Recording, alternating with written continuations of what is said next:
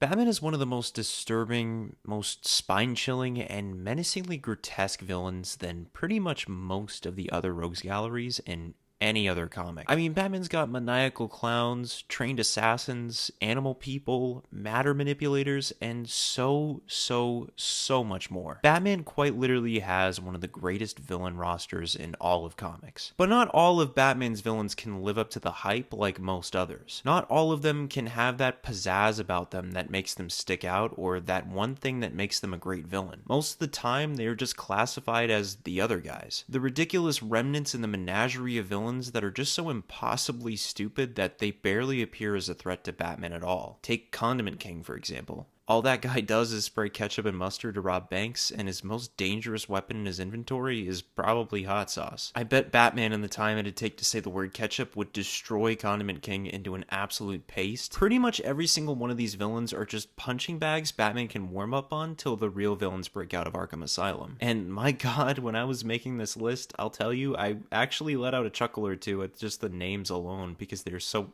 awfully funny. So without further ado, here is the list of the lamest Batman villains ever. Let's begin with our very first lame villain, the Bouncer. To sum up the Bouncer, as a young boy he was a gifted dancer, which made him a target for bullies. And everyone was pretty much conditioned not to like the guy just because he was a ballet dancer. So the only reasonable thing he could do at that point, like any other sane person would do, was deciding to become a burglar, using his ballet skills as the Bouncer. Yeah, he doesn't bounce on walls or have some superpowered dance, he just does ballet dancing while committing crimes. He tangled with Batman along with Wonder Woman, and in a very short criminal career, the Bouncer was burned to a crisp. I guess at the end of the day, you could say that he just couldn't handle the heat. You're gonna hate me, but I put so many more unfunny jokes in this video, so there's your future warning. Next up is Dr. No-Face. He hates faces due to the lack of face he has himself, so he favors destroying and or mutilating other people's faces. Dr. No-Face could also be a really terrifying villain, but the way he goes about the whole act is just pathetic. How did you end up here, my precious child? I won't let anyone hurt you. Okay, so we covered about 2 villains so far, and because I can only count up to 2, I'm gonna need to whip out my calculator.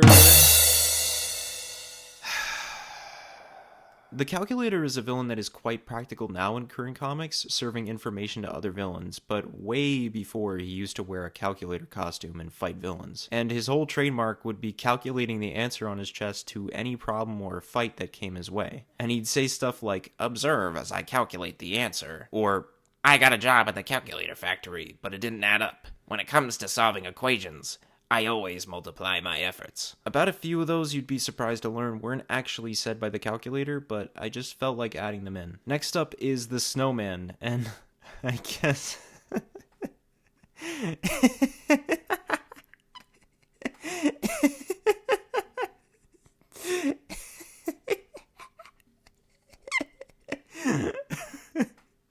Alright, so next after that guy is Mr. ZZZ, or Mr. Zzz, however you want to go about that name. And Mr. Zzz is basically a mobster who has a severe case of narcolepsy that causes Mr. Zzz to sleep all the time while actually remaining acutely aware of his surroundings. Ironically, Mr. Zzz never falls asleep on the job as he uses his appearance of constantly sleeping to gather info, secrets, or even to cheat in poker. But other than that, he can't really do anything else. Bad Samaritan. He's an evil citizen who likes to commit terrorist acts. That's pretty lame in my book. The next lame villain is like asking if you can copy a person's homework and they tell you not to make it look obvious because Cryonic Man is literally just Mr. Freeze without the sauce.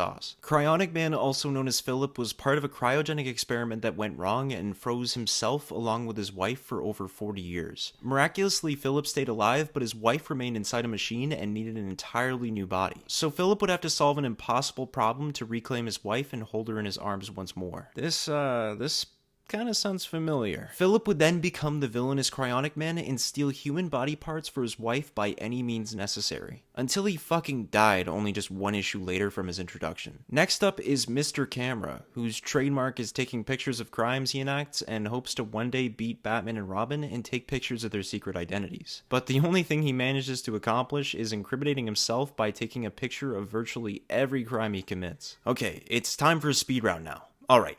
The Eraser. He's a villain who can erase anything but his reputation of being lame. Mr. Polka Dot. He just really likes polka dots enough to commit crime. The Squid. He's just a guy. Actuary. A guy that just literally makes plans. The Great White Shark. A guy who willingly admitted himself into Arkham Asylum to avoid jail time, only to look like this when he got out. And finally, to end off the speed round, is Ten-Eyed Man, who after getting his retinas scorched after a warehouse accident, got super surgery by a villainous doctor giving him 10 eyes on all 10 of his fingers. Alright, we're here. Down to the final 3 lamest Batman villains ever. In third place, we have the Penny Plunderer. For those who don't know, the huge penny in the Batcave is actually a parting gift left by the Penny Plunderer after he attempted to steal loads of pennies, but in a freakish turn of events was crushed to death by the huge penny. After this, the Penny Plunderer was sentenced to eternal damnation and now sits in a cell made just for him in hell, while Batman and Robin would just clean off the Penny Plunderer's juices and hang up the instrument of his death like a damn trophy. For second place, I had to give this slot to the Baffler, and to be honest, he's just so baffling to me as a villain. Basically, the Baffler was just an average Joe that worked in an Amazon warehouse until one day he just wanted to break free from the shackles of society and become a big-time villain. But the Baffler wasn't really the sharpest tool in the shed and wasn't really even the least bit evil to begin with, causing the Baffler to fail at most attempts at doing just about anything at all, in which the Baffler quickly became a joke to both Batman and Robin almost instantly. The Baffler also tried to be like the Riddler, only way less smart, and he would leave obvious clues linking him to crimes in which they only led to his heists being immediately thwarted. There was also a time out of sheer luck that the Baffler managed to capture Robin and do his first villain monologue, only to then hit his head on a bunch of pipes, knocking himself out, giving Robin enough time to escape. All in all, the Baffler is a pretty lame villain, but I don't think he's got anything on the first place holder for the lamest Batman villains ever. So with that, let the drum roll begin. I give you Vagabonds! Vagabonds has the ability to make his entire body see-through except for his bones, which turn purple. And he also really likes stealing gems. Yeah, that's super fucking lame. So with that, I hope y'all liked this video, and don't forget to leave a like and subscribe. And as always, I'll catch y'all on the flip side. Here is Scooby-Doo as Spider-Man. This is totally not a hint to a sequel for this video or anything. Not at all.